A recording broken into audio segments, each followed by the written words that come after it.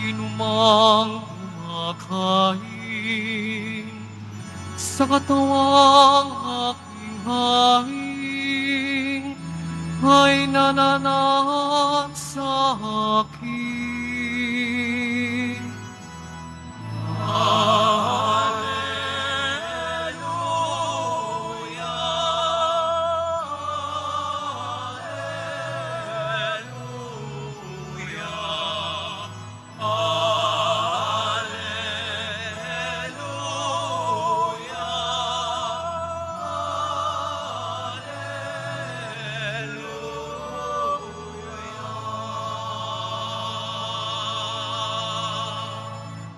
Sumainyo ang Panginoon. At sumayo rin. Ang mabuting balita ng Panginoon ayon kay San Juan. Papuri sa iyo, Panginoon.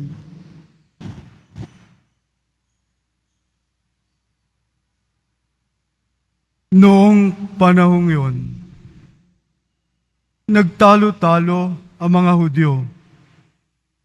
Paanong maibibigay sa atin ng taong ito ang kanyang laman upang kanin natin? Tanong nila. Kaya't sinabi ni Jesus, tandaan ninyo, malibang kanin ninyo ang laman ng anak ng tao at inumin ang kaniyang dugo, hindi kayo magkakaroon ng buhay.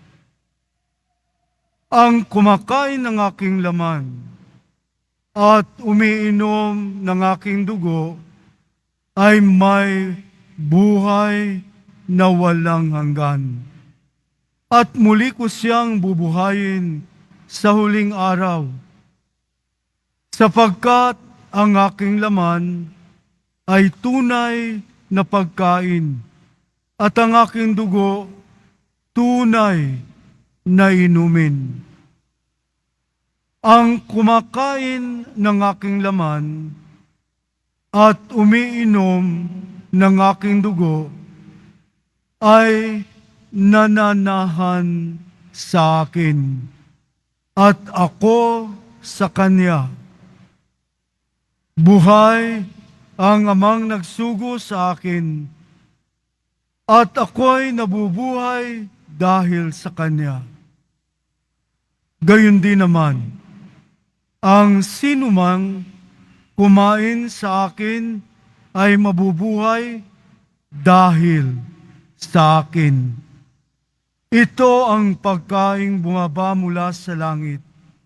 Ang kumakain nito'y mabubuhay magpakailanman. Hindi ito katulad ng kinain ng inyong mga magulang sa ilang. Namatay sila, bagamat kumain niyon. Sinabi ito ni Jesus nang siya'y nagtuturo sa sinagoga sa Capernaum. Mga kapatid, ang mabuting balita ng Panginoon. Pinupuri ka namin, Panginoong Hesukristo. Magsiupo muna po ang lahat. Tayo po ay inaanyayahan ng ngayong gabing ito na buksan ang ating mga mata at ang ating mga puso upang makita po natin ng malinaw ang katotohanan ng pamamaraan ng Diyos. Tayo po ay nasa kalagitnaan ng panahon ng muling pagkabuhay at tayo po ay inaanyayahan na palalimin po natin ang ating pagkilala na ang lahat ng mga kabutihan at kagandahang loob po ng mahal na poong Jesus Nazareno sa atin. At ang ating pong mga pagbasa po ngayon ay dinadala tayo upang makinig ng mabuti, ng may lalim kung ano ang ating magiging tugon po sa ating pong Jesus Nazareno na dapat nating tupdin. Sa ating unang pagbasa, narinig po natin ang pagbabagong buhay po ni Saul. Napakaganda pong tagpo, dramatic. Hindi po nakita ni Saul ang pong Jesus Nazareno kasama ang mga 12 apostoles. Nang muling pagkabuhay po ng pong Jesus Nazareno, doon po na naririnig niya sa mga unang tagasunod ang katotohanan ng muling pagkabuhay po ng poong Jesus Nazareno. Kaya't ang kanyang layunin ay patayin, supilin ang pagdami ng mga naniniwala sa muling pagkabuhay. Nang papunta na po siya sa Damascus, dahil marami po mga nagtitipong mga unang Kristiyano na naroon, ay nagpakita po ang poong Jesus Nazareno.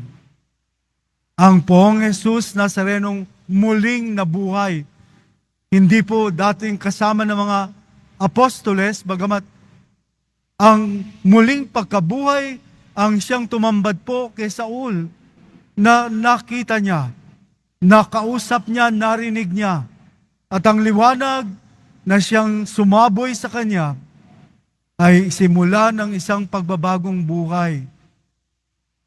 Ang isang pinakamalalim na katotohanan ng paninindigan ni Saul na ang poong Jesus Nazareno, na siya mismo ang nagpapatotoo na siya'y muling nabuhay.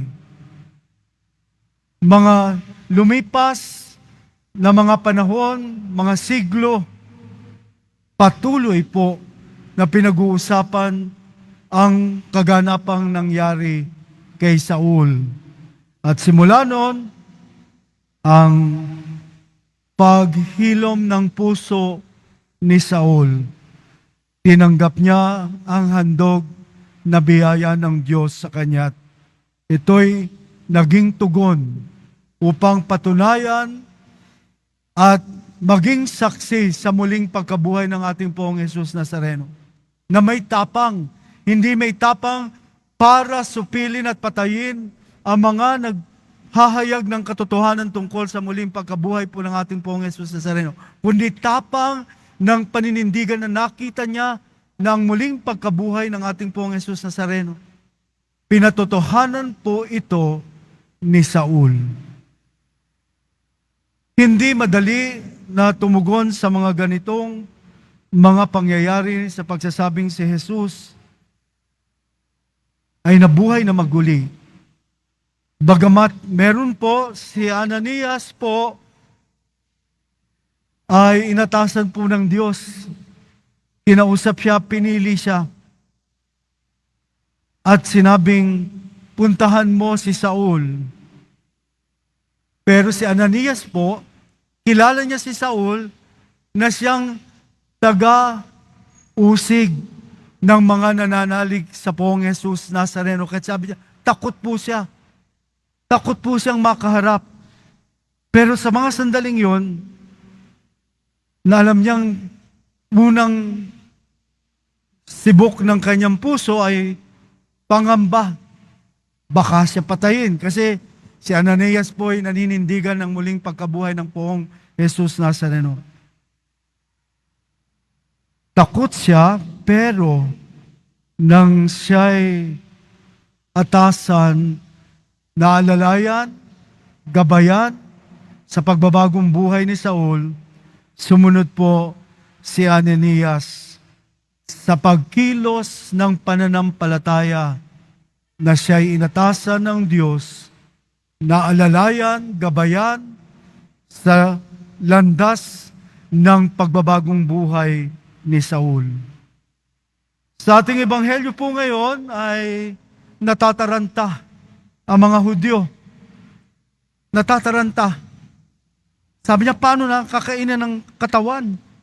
Iinumin ang kanyang dugo. Hindi nila matanggap, hindi nila maarok, Hindi nila makita ang katotohanan ng tungkol sa nasabi ng poong Jesus Nazareno. Nagsalita siya ng kanyang katawan bilang tinapay, ang tinapay bilang katawan, at ang kanyang dugo na mula sa alak. Hindi nila matanggap. Maraming tumalikod po sa poong Jesus Nazareno sa mga sandaling yun na dapat sila ay kabilang sa pagbabagong anyo ng buhay ng pananampalatayang inihayag po ng poong Jesus Nazareno. Ng kanyang katawan ay magbibigay buhay. Ang kanyang dugo ay magbibigay ng kaligtasan. Kaya nga po, yung misa pong ginanap ng huling hapunan ng poong Jesus Nazareno, taon 33 sa Jerusalem, ay patuloy pong ginagawa hanggang ngayon dito sa basilikang ito ng tinapay na kokonsagrahan ay kanyang katawan, tunay na katawan, at ang alak na kokonsagrahan ng pari ay tunay na dugo. Ang sino mang kumain nito ay magtataglay ng buhay na walang hanggan. Ang sino mang uminom nito ay tatanggap ng buhay na walang hanggan. Kaya ang ating pong tinatanggap na tuwing tayo po'y tatanggap ng komunyon, hindi po ito ordinaryong tinapay na galing sa bakery.